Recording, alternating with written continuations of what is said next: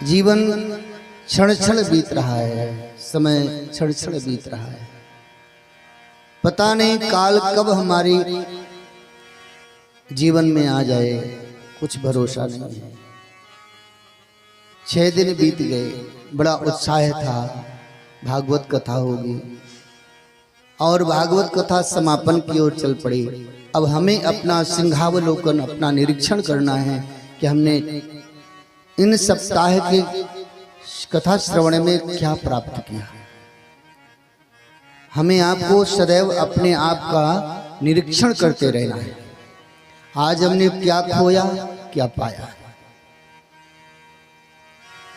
जैसे एक व्यापारी दिन भर अपना व्यापार करता है और शाम को अपना बही खाता लेके बैठता है और देखता है कि कितना हमें लाभ हुआ, कितना नुकसान हुआ। ऐसे ही हम आपको नित्य प्रति शाम के समय जब हम विश्राम की अवस्था में जाते हैं तो सबसे पहले हमें निरीक्षण करना चाहिए कि आज हमने क्या अच्छा किया, क्या बुरा किया। जो अच्छा किया है वो और अच्छा बने दूसरे दिन, ऐसा मन में संकल्प लें। और अगर बुरा बन गया है कुछ तो मन में ऐसा संकल्प लें कि कल से हम ऐसे बुरे कार्य को नहीं करेंगे। व्यक्ति स्वयं अपने आप में गुरु है। वह चाहे तो शीघ्र ठीक हो सकता है, सुधर सकता है, लेकिन चाहे ले तब। और दूसरा चाहे कितना भी चाहे तो कभी सुधर नहीं सकता है। शास्त्र श्रवण इसलिए किया जाता है कि जिस चीज का हमें ज्ञान नहीं है, जो चीज हमें नहीं जानकारी है, उसकी जानकारी हो जाने से हम सावधान हो जाएं। जैसे कहीं कहीं आप अपनी गाड़ी से जाते हैं तो रोड के किनारे मोड़ पर लिखा रहता है, सावधानी से बहुत मोड़ है। तो आप सावधानी से गाड़ी चलाते हैं, और अगर ना लिखा रहे तो आप तीव्र गति से गाड़ी चलाते जाएंगे, हो सकता है एक्सीडेंट हो जाए। ऐसे शास्त्र हमको सावधान करता है कि हम मनुष्य हैं तो हमें शास्त्रों के अनुसार, शास्त्रों के अनुशासन में जीना पड़ेगा, तभी हमारी जीवन की गाड़ी सही मार्ग पे चलेगी और लक्ष्य को प्राप्त कर पाएगी, अन्यथा भटक जाएंगे।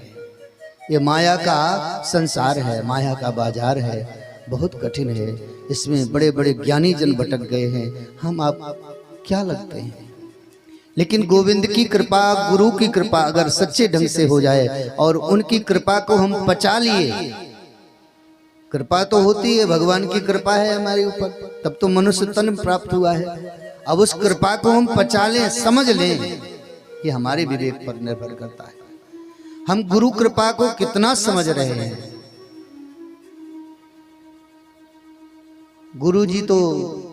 गुरु जी की सेवा खूब करते हैं, लेकिन गुरु जी की एक नहीं मानते हैं, ये कोई सेवा नहीं हुई। माता पिता की तो खूब सेवा करते हैं, लेकिन माता पिता अगर कोई आज्ञा करते हैं तो बिल्कुल नहीं सुनते हैं, ये सेवा नहीं हुई। आप भले ही माता पिता के शरीर से सेवा न करें, लेकिन माता पिता की आज्ञा पर जो पुत्र जीता है वो कभी दुखी नहीं रह सकता है। जीवन में भटकने के चांस नहीं होते उसके जीवन में। भटकता कब है, जब वो अपने माता पिता की बातों की अनसुनी करके मनमाने आचरण करता है, मनमाने लोगों के साथ घूमता है, तब वो बिगड़ जाता है। तो भगवान की असीम कृपा है हम आप सभी के जीवन में, और ऐसी कृपा निरंतर बनी रहे, भगवान से सदैव प्रार्थना करते रहना चाहिए। हे गोविंद, हम पामर प्राणी संसार के कलुषित विकारों से भरे हुए हैं, आप कृपा करेंगे तभी संभव है, तभी हम कुछ चल सकते हैं आपकी तरफ। भगवान ने ब्रज में अवतार लेकर के बहुत सारी ऐसी लीलाएं करी जो भक्तों को बहुत सुख देने वाली है। भक्त भगवान के लीला चरित्र को सुन करके, दर्शन करके आह्लादित होते हैं, वही उनका सबसे बड़ा पावर होता है, एनर्जी होती है। जैसे हम आप भोजन करते हैं ना तो शरीर पुष्ट होता है, वैसे ही भक्तों का भगवान के प्रति सहज प्रेम होता है और भगवान की लीलाओं को श्रवण करते हैं भगवान की लीलाओं का दर्शन करते हैं, भगवान के पावन नाम का गान करते हैं, बस इतने से ही भक्त को आनंद की प्राप्ति होती है। ब्रज में समस्त ब्रजवासियों ने आज गोवर्धन की पूजा करी। कल हमने करी थी ना पूजा, बड़े भाव से आप सभी ने गिरिराज महाराज की पूजा करी, परिक्रमा करी। 56 भोग का बहुत बड़ा प्रभाव है बंधुओं। भगवान को जब 56 भोग लगता है ना, पहली बात तो कोई लगा ही नहीं पाता 56 भोग। आप कभी ब्रज में आइए, दिवाली के दूसरे दिन, अन्नकूट के दिन आप आएंगे तो गोवर्धन परिक्रमा में देखेंगे 56 भोग। हमारे आप जैसे नहीं कि 50-50 ग्राम के लड्डू बनाते हैं, वहां 500-500 ग्राम के लड्डू बनते हैं। ब्रजवासी कोई भी काम करते हैं तो थोक में करते हैं। इतने बड़े बड़े देशी शुद्ध आप देखेंगे कितना सुंदर लड्डू होगा। तो 56 भोग का दर्शन किया जाता है, और 56 भोग का दर्शन करना, 56 भोग लगाना और 56 भोग का प्रसाद पाना, ये तीनों प्रकार से हमें आपको गोविंद की कृपा प्राप्त हो रही थी। कल आज हम आप सभी तो पूज्य श्री सुखदेव जी महाराज जी कहते हैं कि परीक्षित, जब ब्रजवासियों ने गिरिराज महाराज का पूजन किया, अब इंद्र देवता प्रतीक्षा में बैठे हैं, सुंदर कपड़े पहन करके, सुंदर आभूषण पहन करके और परफ्यूम इत्यादि लगा करके कि ब्रजवासी हमारी पूजा करेंगे, हमें जाना है। अब आप लोग देखते ही हो, जब किसी की बारात में जाते हो, देखो कितना सजते रहते हो। अरे महाराज 2-2, 4-4 घंटे तो ब्यूटी पार्लर में लग जाते हैं। माताओं की बात नहीं कह रहे हैं, माताएं तो ठीक हैं, उनका तो श्रृंगार ही है। पुरुष लोग भी अब ब्यूटी पार्लर जाते हैं, धन्य हो भगवान।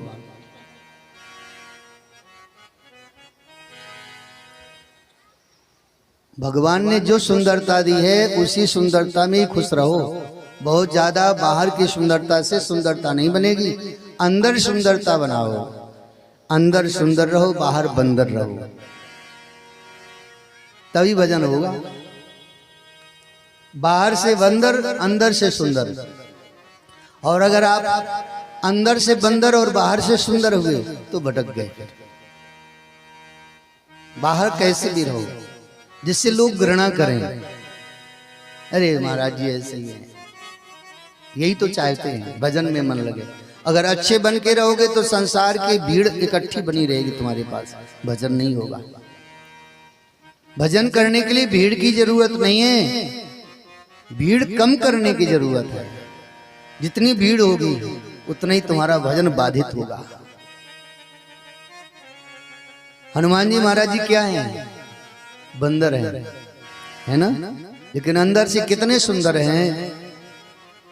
राम जी कह रहे हैं कि सुन सुत तो ही उऋण मैं नाही, अदेखियों करी विचार मन माई।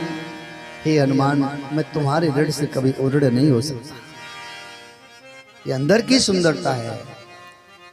सुमिर पवन सुत पावन नामो, सुमिर पवन सुत पावन नामो।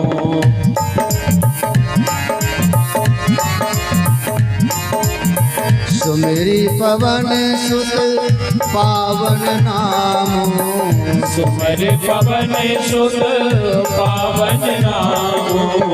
अपने बस करी राखे रामो, अपने बस करी राखे रामो। अपने बस करी राखे रामो, अपने बस करी राखे रामो। श्री हनुमान जी महाराज जी बाहर से क्या है? बंदर हैं, लेकिन हनुमान जी महाराज जी की ऐसी भक्ति, ऐसी भक्ति, ऐसा दिव्य सुवर्ण किया भगवान का कि भगवान बस में हो गए। जहां कहते हैं राम जी वहीं चले जाते हैं।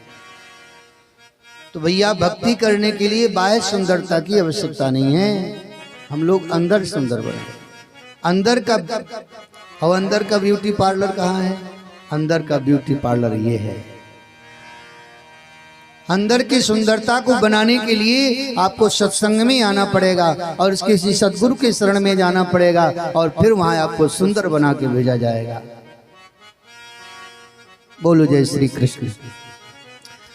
इंद्र देवता प्रसन्न अपनी प्रतीक्षा में बैठे हैं, ब्रजवासी हमारा आह्वान करेंगे, हम जाएंगे और फिर ब्रजवासी हमारी पूजा करेंगे। लेकिन सुबह से शाम हो गई, कोई बुलावा नहीं आया।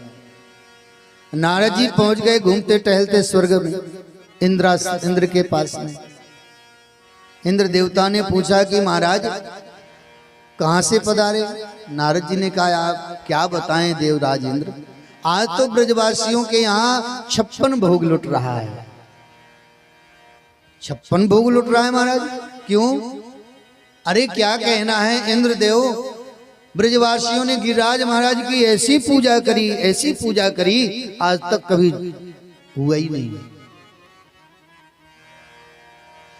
इंद्र ने कहा महाराज ब्रजवासी तो मेरी पूजा करते थे। नारद जी बोले अब तुम्हारी पूजा हो गई पूरी, अब ब्रजवासी अब तुम्हारी पूजा कभी नहीं करेंगे।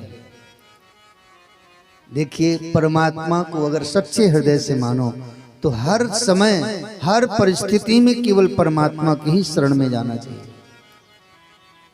ऐसा नहीं कि आज हनुमान जी के पास गए, हे हनुमान जी महाराज, कल दुर्गा मैया के शरण में चले गए, परसों भोले बाबा की शरण में चले गए। ऐसे रोज भगवान बदलो। ब्रजवासी कहते हैं हम ऐसे नहीं हैं भक्त, हमारे तो एकमात्र गोविंद ही हैं और गोविंद के सिवा हम किसी को नहीं जानते हैं।